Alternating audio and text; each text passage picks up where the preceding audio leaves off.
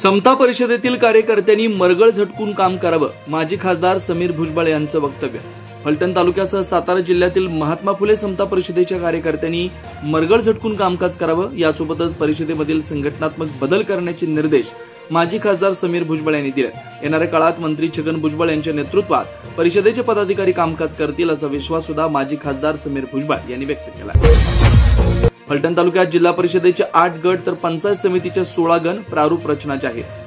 येणाऱ्या जिल्हा परिषद व पंचायत समितीच्या निवडणुकीसाठी गट व गण रचना जाहीर करण्यात आले. यामध्ये फलटण तालुक्यात जिल्हा परिषदेसाठी 8 गट तयार करण्यात आले, तर पंचायत समितीसाठी 16 गण तयार करण्यात आले.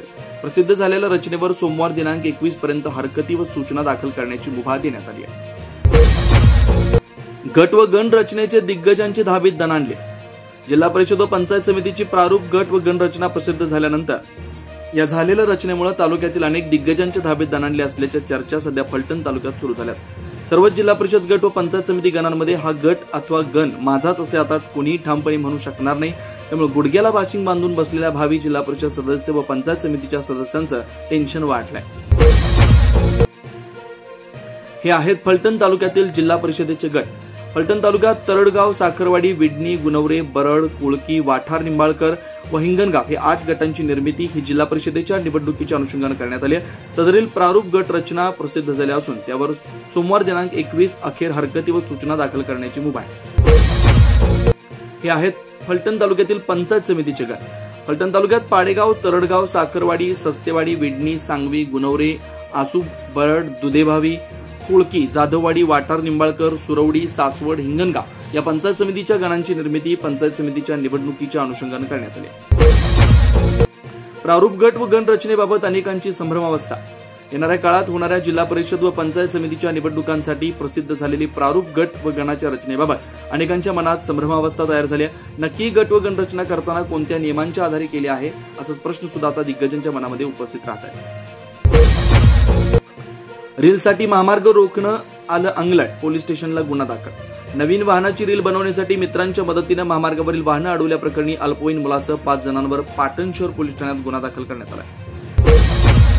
तरडगावच्या त्या कंपनीमधील प्रादेशिक विक्री व्यवस्थापकानं 48 लाखांचा गंडा घातला.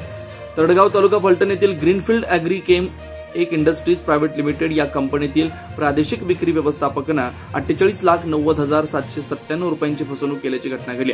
या प्रकरणी लोणंद पोलीस ठाण्यात गुन्हा दाखल करण्यात आलाय. संदीप रामप्रसाद खरात, राहणार चंदुअण्णा नगर, निमखेडी शिवार, जळगाव असं संशयिताचं नाव आहे.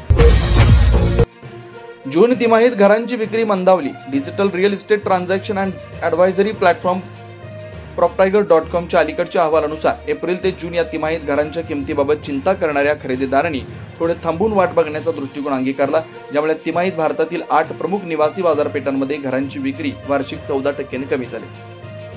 ऐतिहासिक किल्ल्यांचा युनेस्कोच्या जागतिक वारसा यादीत समावेश ही अत्यंत अभिमानाची बाब, मुख्यमंत्री नामदार देवेंद्र फडणवीस यांचं वक्तव्य.